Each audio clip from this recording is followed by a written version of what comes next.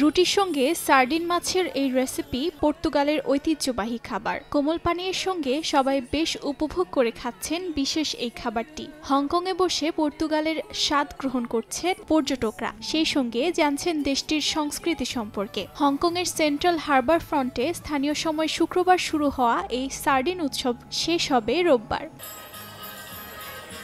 উৎসবে রুটি ও সার্ডিন মাছের বিশেষ খাবারের পাশাপাশি আরও ছিল অন্যান্য পর্তুগিজ খাবার। সেখানে দর্শনার্থীরা চোরিজো নামক সসেজের সঙ্গে পরিচিত হয়েছেন। বিফানা নামক বার্গার, যা একটি বিশেষ ঝোলে ডুবিয়ে পরিবেশন করা হয়। খোলা আকাশের নিচে করা হয় চমৎকার এই আয়োজনটি। পর্যটকদের জন্য খাবার খাওয়ার পাশাপাশি ছিল নাচ গানের মাধ্যমে উপভোগ করার সুযোগও।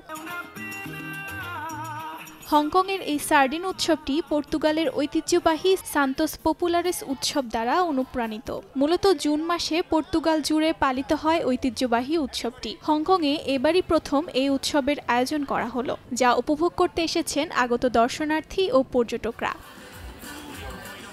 অর্জিতা শেজিন, সময় সংবাদ।